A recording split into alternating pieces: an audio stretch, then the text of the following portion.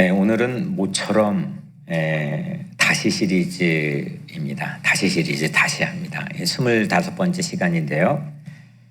먼저 책 소개를 하나 하려고 합니다. 제목이 예수와 함께한 저녁 식사. 아마 여러분들 많이 이렇게 아시는 분들도 계신 책인데 뉴욕 타임즈에서 이 베스트셀러로 상당한 기간 동안 대중들에게 사랑을 받았던 책이죠. 이 책인데 이건 예수와 함께한 저녁 식사 2입니다. 이 이야기를 잠깐 소개를 하려고 하는데 어느 날 남자 주인공이 닉이라고 하는 이름을 가지고 있는데 초대장 하나를 받습니다. 이 초대장에 예수님과 저녁 식사를 함께 하자는 초대장입니다. 어디에서 몇 날 며칠 예수와 함께 저녁 식사를 하자라고 하는 초대장을 받습니다. 물론 이 이야기는 경영학을 전공했던 이 저자가 대화라고 하는 이 기법을 가지고 신앙의 깊이를 함께 풀어내는 그런 가공된 책이긴 합니다. 여튼 이 닉이라고 하는 주인공이 이 책 안에서 갑자기 황당한 예수님 식사 이 약속의 초대장을 받았으니까 뭐 얼마나 황당합니까? 근데 속는 셈 치고 그 장소에 나갑니다. 근데 거기에 진짜 예수님이 있는 겁니다. 이 닉은 그날 저녁 식사로 전혀 다른 사람이 됩니다. 우리가 흔히 말하는 거듭난 신앙인이 됩니다. 믿지 않았던 사람이 가슴속에 뜨거운 희열과 감격을 가지고 새로운 삶을 살아가게 됩니다. 그날 저녁 식사 테이블에서 서로 주고받았던 대화, 이런 내용들을 그 책에 담고 있는데 상당히 명쾌하고 신앙의 이 베이직들을 아주 잘 소개를 하고 있습니다. 그리고 7년이 흘렀습니다. 7년 지나면서 7년 안 동안 예수님이 한 번도 이 닉이라고 하는 사람이 나타나지 않았습니다. 세월이 갈수록 닉의 마음속에는 이 뜨거웠던 감격이 점점 식어져 가고 그리고 마음속이 공허해져 갔습니다. 그렇게 이 감사하고 또 마음속에 정말 전혀 새로운 인생이 펼쳐졌던 그런 상황들이 점점점 잊혀져 가고 사라져 갔습니다. 그리고 나서 이제 2편이 시작이 됩니다. 7년이 흐른 후 어느 날 그 마음속에 이런 게 있죠. 왜 나는 이렇게 인생이 헝클어져 버렸는데 예수님이 7년 동안 한 번도 다시 안 나타나는 거야. 그래서 앵거가 있습니다. 분노가 있습니다.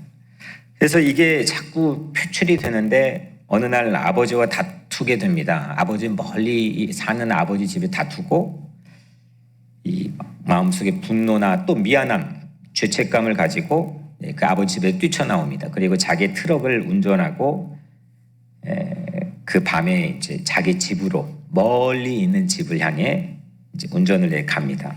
한밤중에 고속도로에서 이 트럭에 가스가 다 떨어졌습니다. 점점점 속도가 줄더니 이제 가장자리로 차가 멈춰버렸습니다.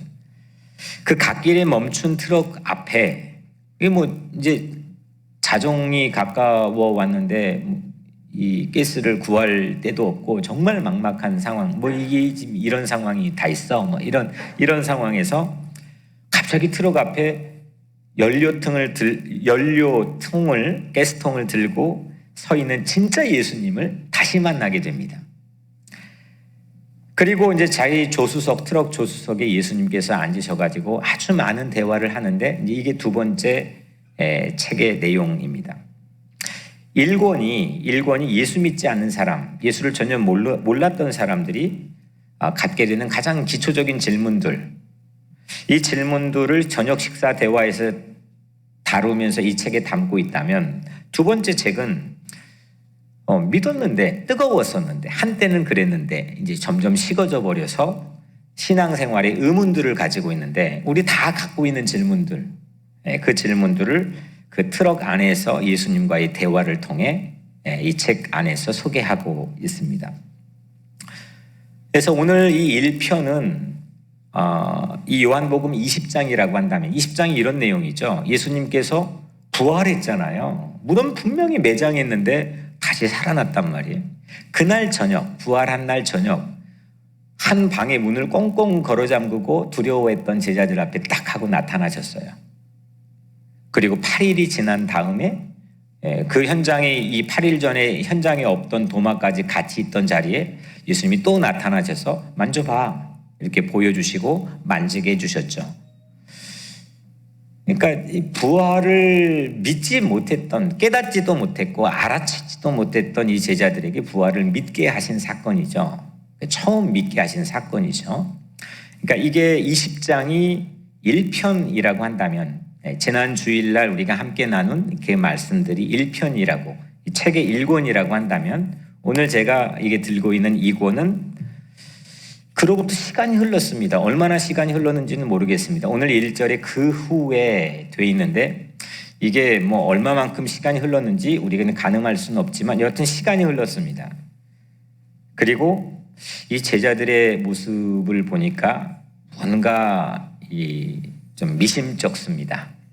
마음이나 하고 있는 모습들이 좀 뭔가 이렇게 사그러져 가고 식어져 가는 그런 모습입니다. 그래서 오늘 21장은 그 2권과 비슷한 내용이겠죠. 믿었는데 한때는 만져봤는데 한때는 그 말씀에 20장 20절에 보면 이 말씀을 하시고 손과 옆구리를 보이시니 제자들이 주를 보고 기뻐하더라. 얼마나 환희에 찼겠습니까? 패배자인 줄 알았는데 이건 놀라운 반전이 일어났으니까 그 희열과 기쁨은 말로 할 수 없었겠죠. 믿게 되었습니다. 그런데 그 시간이 흐르고 난 다음에 뭔가 이게 변화가 일어났습니다. 마음이 공허해져 갔습니다. 그리고 무엇부터 어떻게 일을 시작해야 될지도 암담한 상황이었습니다. 그래서 오늘 이 21장 우리가 함께 읽은 본문은 이제 이 2권의 예수와 함께 한 저녁 식사 2권의 흐름에 맞는 내용이지 않을까 싶습니다.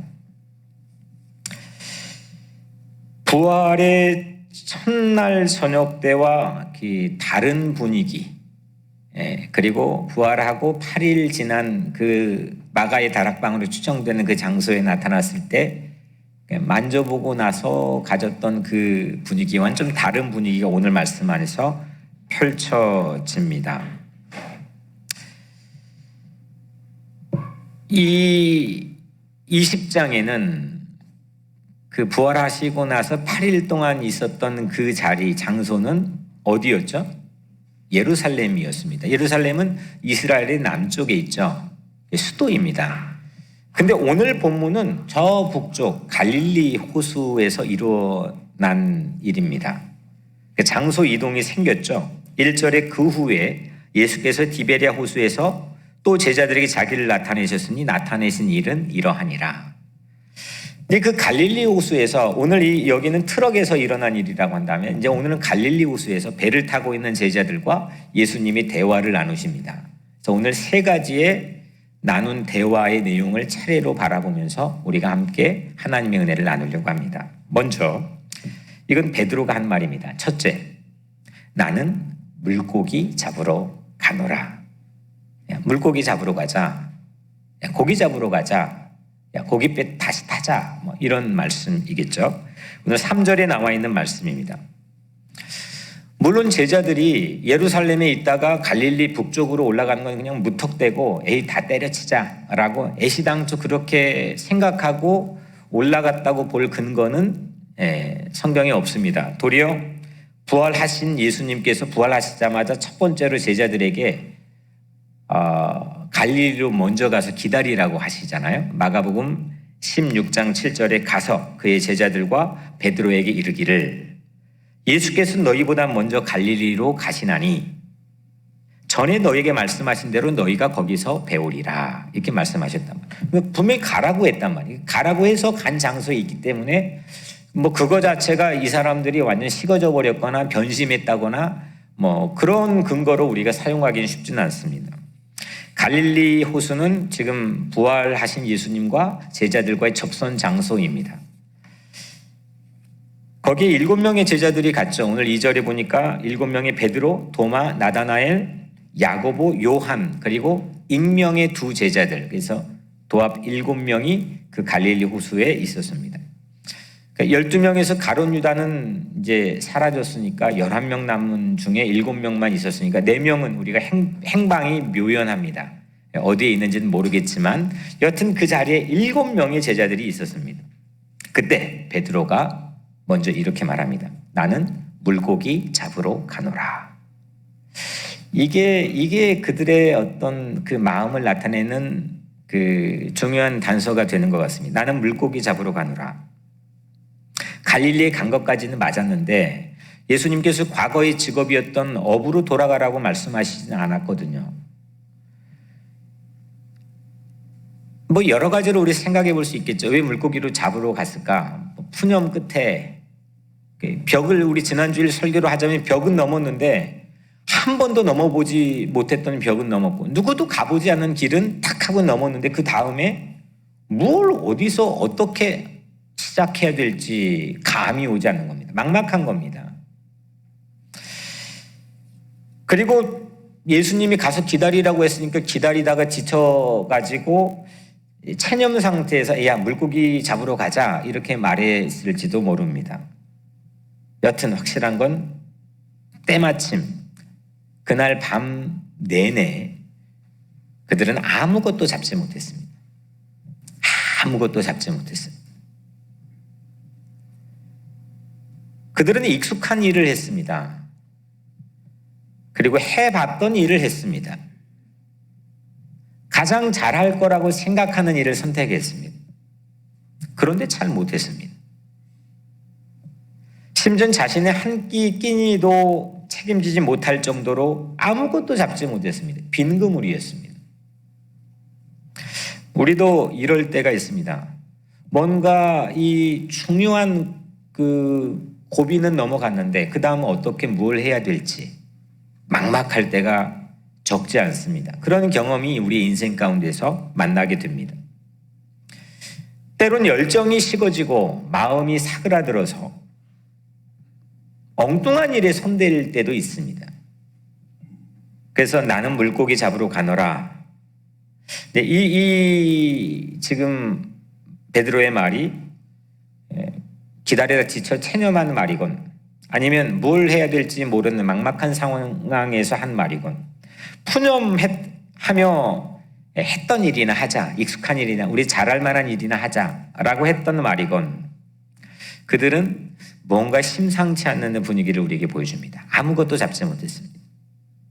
그런데 예수님께서는 이 책에 7년 만에 다시 공허한 다 식어버린 앵검하는 마음에 가득한 그런 니게 트럭에 다시 나타나셨던 것처럼 오늘 예수님께서는 부활하신 예수님께서는 매너리즘에 빠진 것 같고 식어버린 것 같은 그 공허한 제자들의 고깃배에 나타나셨습니다. 부활의 묘미는 이렇게 나타나시는 겁니다. 나타나는 것. 오늘 1절에 또 제자들에게 자기를 나타내셨으니 나타내신 일은 이러하니라. 그러니까 안 보였던 것, 숨겨졌던 것, 알아채지 못했던 것. 설마 여기에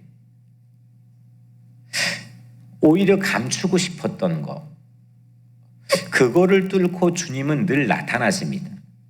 부활 사건 이후에 어디 제자들이 먼저 노력을 찾으려고 노력을 해가지고 만났다거나 어디 가면은 거기에서 기가 막히게 만날 거라는 기대감을 가지고 만났거나 그런 흔적이 전혀 없습니다. 그냥 죄다 부활하신 이후에는 그냥 나타나셨습니다.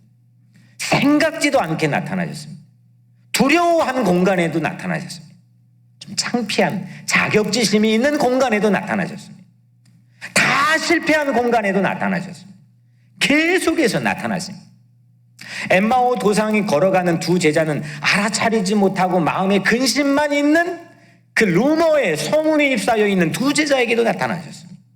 그냥 나타나시는 겁니다. 부활이 이런 겁니다. 주님보다 더 나를 붙어 다니시며 나를 추적해 다니시며 마치 나를 체포라도 할 것처럼 어디서든지 나타나실 분이 또 어디에 있겠습니까? 제가 언젠가 설교에서 말씀드리지만 시편 23편 6절 나의 평생에 주의 선하심과 인자하심이 나를 따르리니 나를 따른다. 영어로 chase after me. chase라고 한 뜻이 따라다닌다는 거라고 말씀드렸죠. 이 따라다닌다는 거는 그냥 점잖게 뭐 하나 보려고 이렇게 예상할 수 있는 공간에 따라다니는 게 아니라 이건 사냥개가 먹잇감을 쫓을 때 사용하는 원어입니다. 체이스라는 이 뱅크 이름도 고객을 그렇게 추적한다는 의미에서 만들어진 모르겠지만 여하튼 추적한다. 정말 놓치지 않고 따라다닌다. 이럴 때 사용하는 거거든요. 우리 부활하신 주님께서는 그렇게 우리를 추적하고 쫓아다니시고 우리를 따라다니시고 우리에게 나타나시는 분인 줄로 믿습니다. 내가 물고기는 잡으러 가자. 이렇게 엉뚱한 일에 손대잖아요. 또 그 허탕치잖아요. 실망스러운 모습을 또 보이잖아요. 그럼에도 불구하고 우리 주님은 그런 제자들에게 chase after me, 늘 따라다니시고 늘 부활하시는 몸을 보여주시는 분이십니다. 오늘 우리 인생에게도 이런 은혜가, 이런 믿음과 확신이 여러분들의 마음속에 있게 되기를 주님의 이름으로 축복합니다.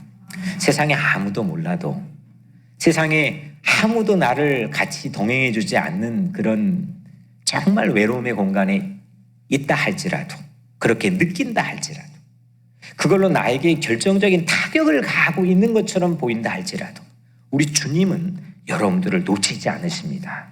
끊임없이 여러분들에게 나타나시고 여러분들의 문을 두드리시고 여러분들이 문을 열면 그와 더불어 함께 먹고 나누어 사랑을 주시는 그분이 우리의 부활 예수님, 여러분들 믿기를 주의 이름으로 축원합니다.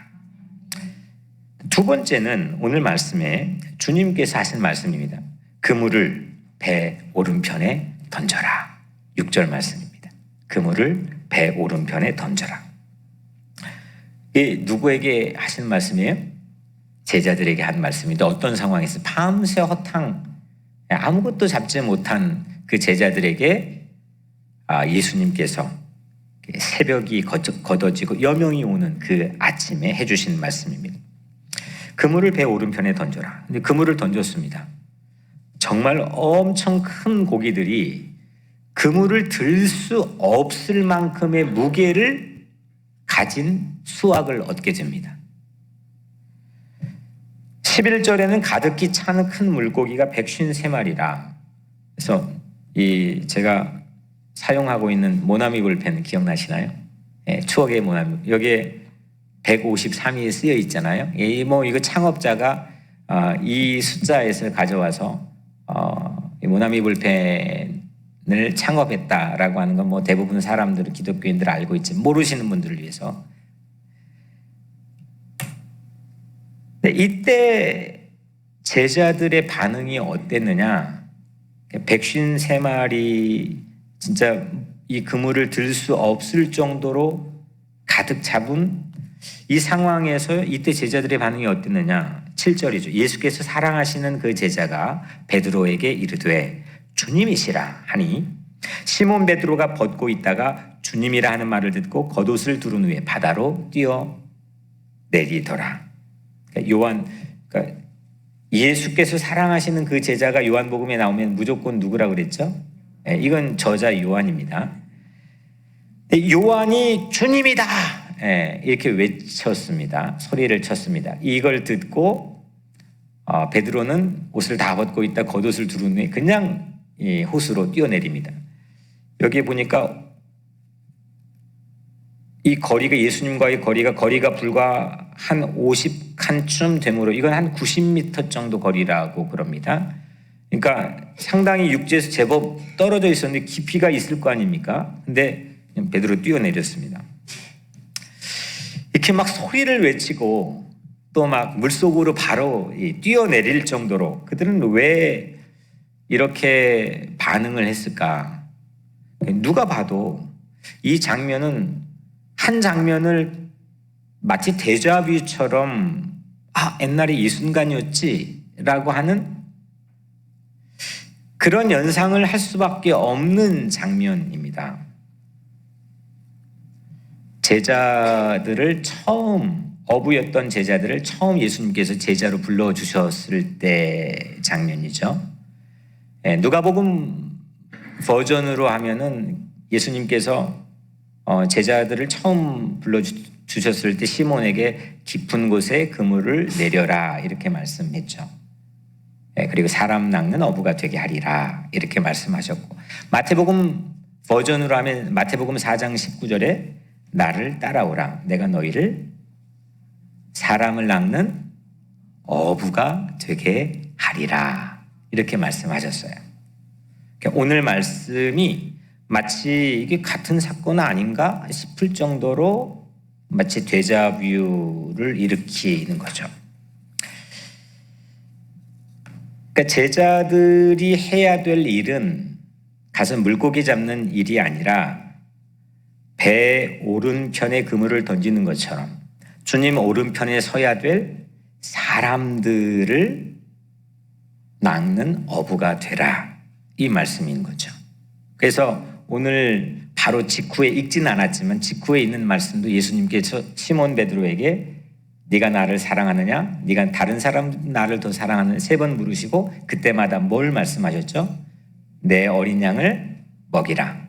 내 어린 양을 치라. 내 어린 양을 먹이라. 이렇게 말씀하셨어요.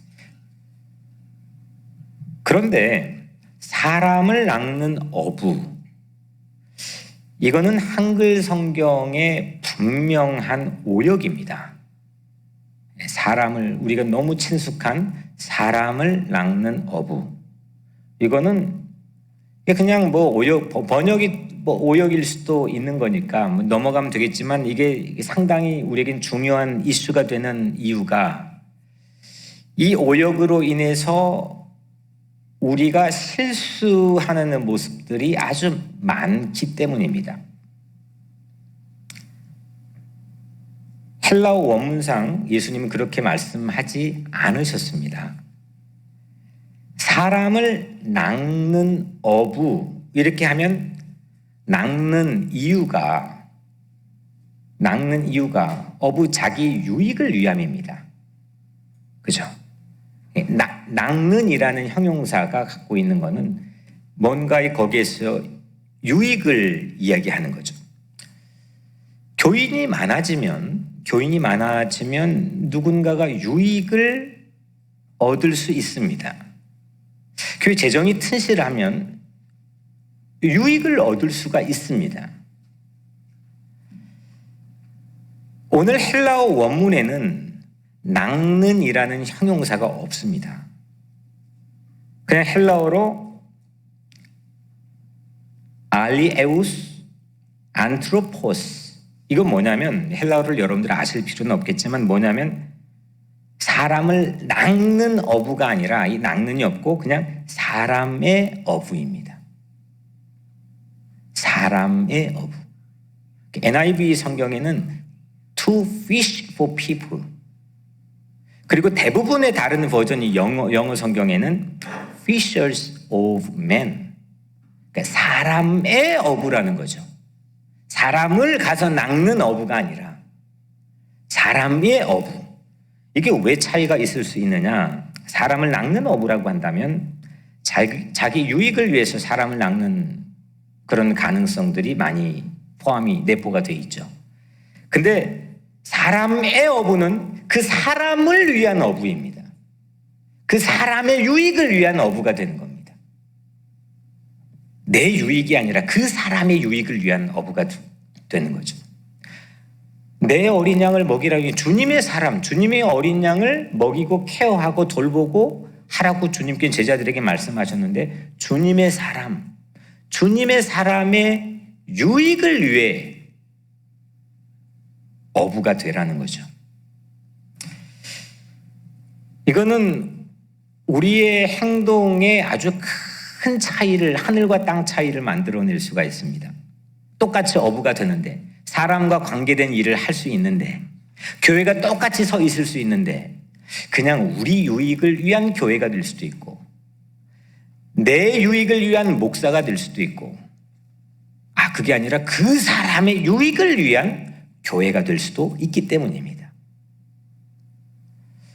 예수님께서는 배 오른편에 그물을 던져서 정말 그물을 들어 올리기 힘들 정도로 큰 물고기를 가득 잡게 하신 것은 사람의 어부가 되기를 바라는 암시의 말씀인 거죠. 그걸로 자기들이 또 이게 돈벌이가 되겠다, 이렇게 따라다니면 이거 어부하지 않아도 내가 예수님 때문에 뭔가 이게 이득이 나에게 오겠다, 이렇게 하면 내가 뭐 사람에 관계된 목양의 일을 하건 뭐 예수님의 사역을 같이 해도 뭔가 나에게 콩고물이 떨어지겠다,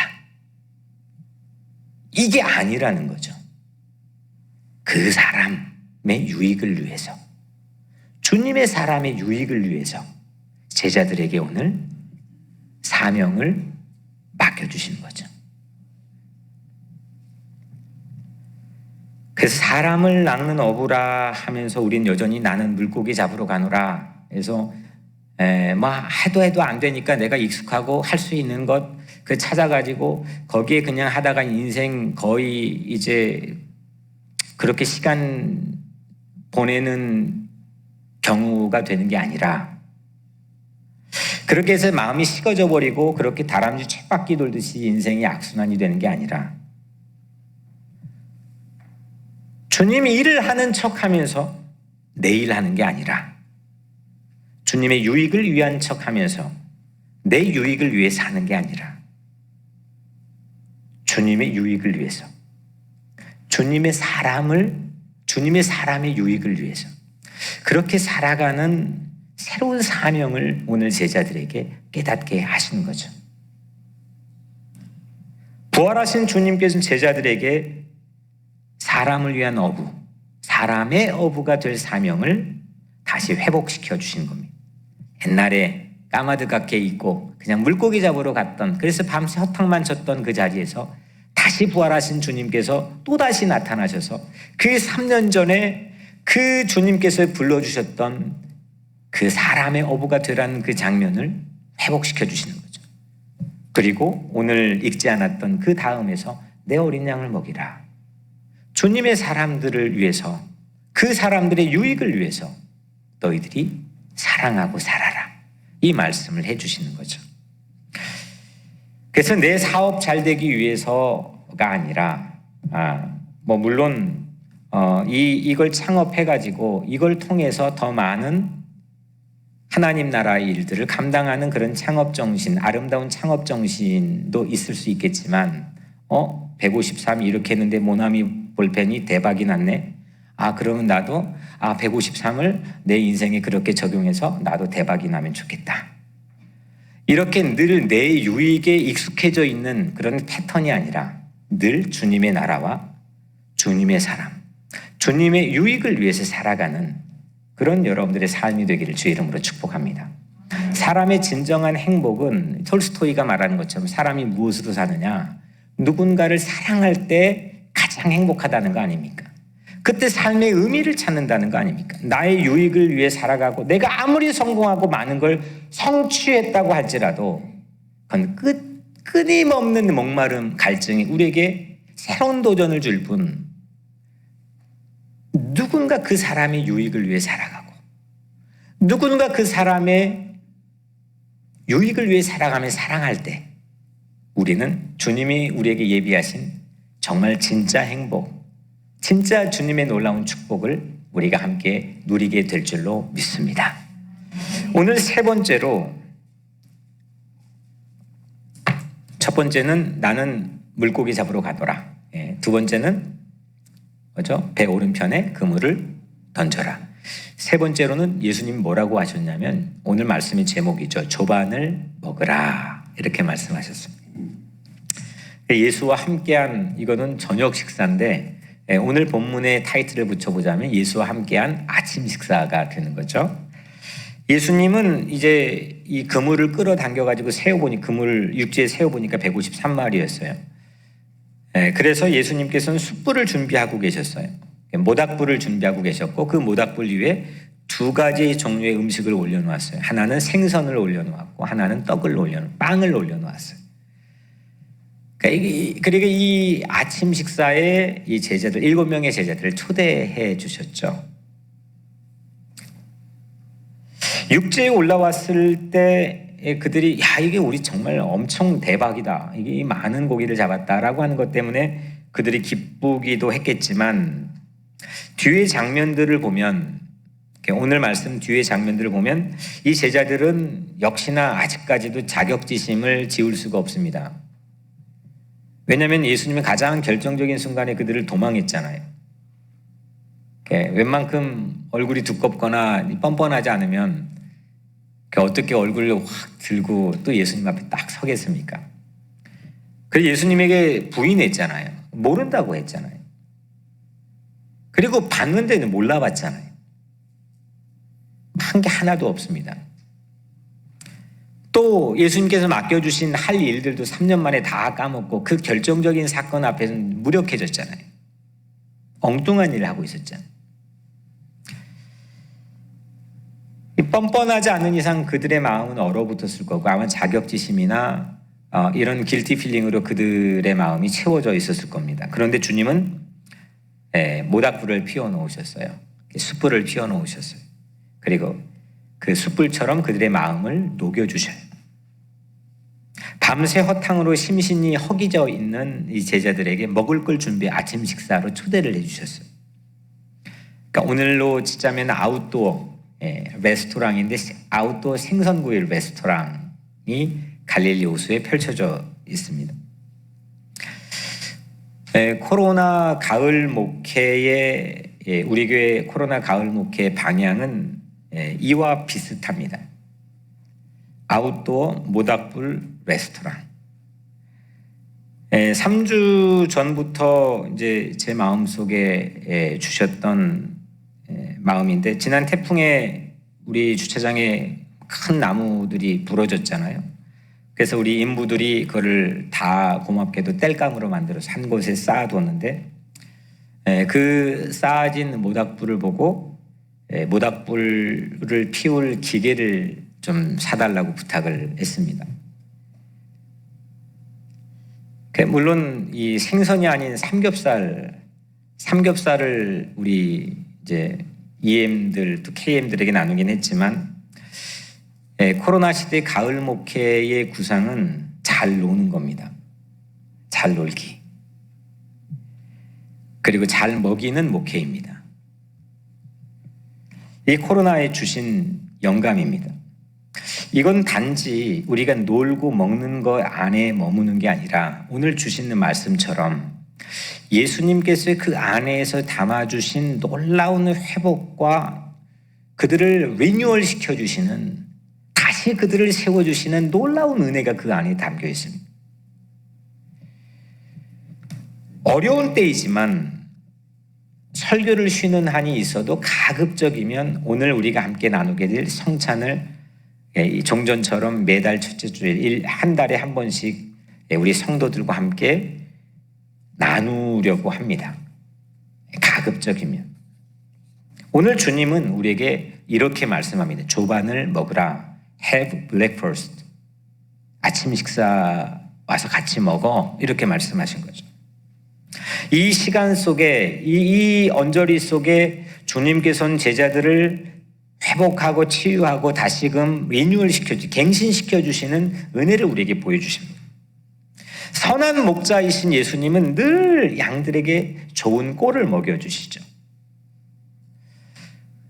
이 복음서에 보면 예수님께 설교하시고 거룩하게 무언가에 집전을 하신 장면들이 아주 극소수입니다. 거의 대부분은 제자들하고 또 사람들하고 먹는 장면, 식사하는 장면들입니다.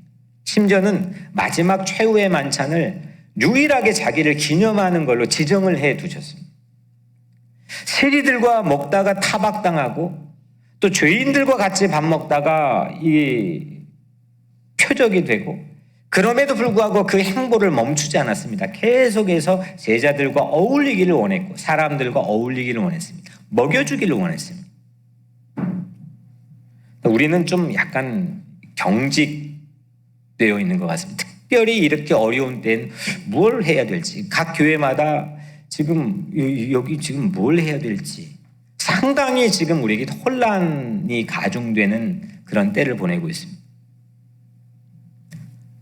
오늘 13절에 예수께서 가져서 떡을 가져다가 그들에게 주시고 생선도 그와 같이 하시니라. 예수님이 그날 아침 음식을 쉐어하는 포맷 자체, 그 형태 자체가 꼭 최후의 만찬, 오늘 나눌 성찬과 매우 흡사합니다. 예수님은 자기 몸을, 자기의 피를 나눠주셨죠. 그걸 먹여주셨죠. 그걸 생명의 양식이라고 불러주셨죠. 오늘 우리 삶에서 주님은 오늘 이 본문에 나와 있는 것처럼 조반을 먹으라, 생선구이를 해가지고 먹여주시는 예수님처럼 오늘 주님은 우리 모두를 먹여주시기를 원합니다.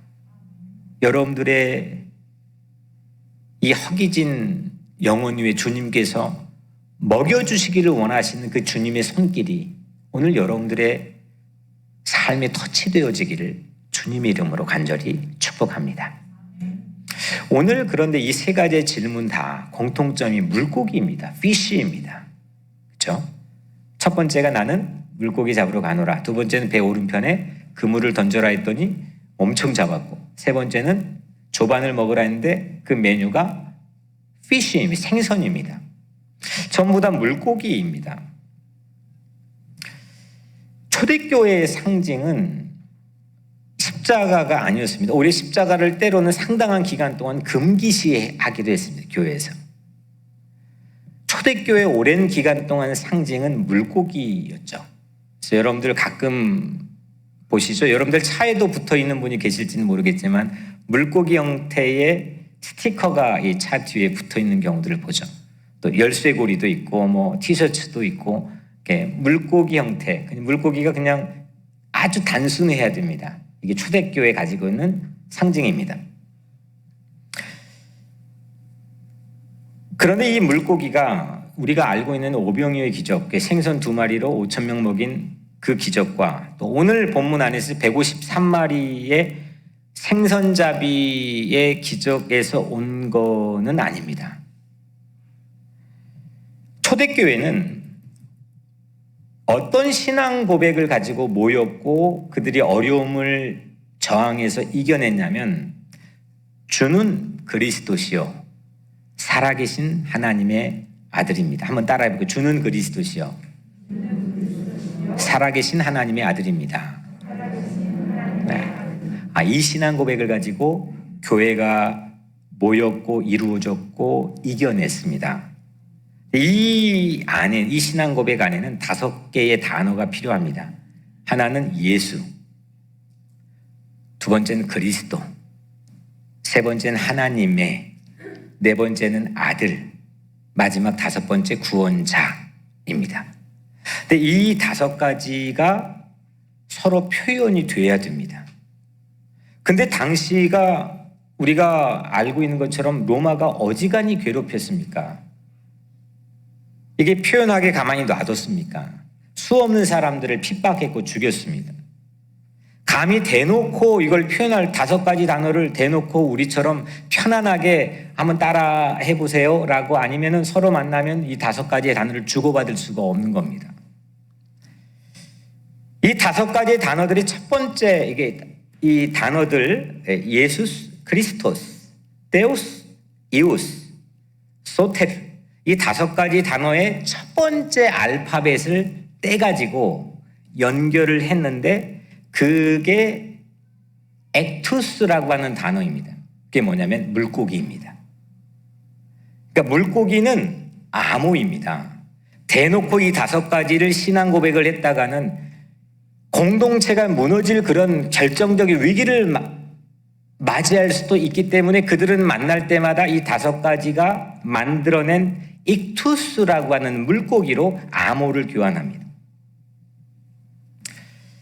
길을 가다가 한 크리스천이, 예수 믿는 사람이 이 5가지의 단어를 딱 갖고 있는 사람이 낯선 사람을 만납니다. 전혀 모르는 사람을 만납니다. 그러면 한 명이 물고기의 반절만 그립니다. 이 반호만 그립니다. 그러면 상대방이 크리스천이 아니면 이게 무슨 뜻인지 모르고 그냥 지나칠 거 아닙니까? 그런데 만약에 크리스천이라면 반드시 반대를 그립니다. 그래서 물고기의 형태를 만듭니다. 이들이 길을 가다가 이렇게 나와 통하는 5개의 신앙 고백을 표현할 수 있는 암호를 맞출 수 있는 사람을 만나면, 그 눈빛을 만나면 막 가슴이 미치는 겁니다. 그 엄혹한 시대에 이 물고기의 상징 익투스라고 하는 예수 그리스도 하나님 아들 구원자, 이 5가지의 신앙 고백의 고리들을 가지고 그들은 공동체, 교회를 지켜냈고 그들의 삶의 신앙을 지켜냈습니다.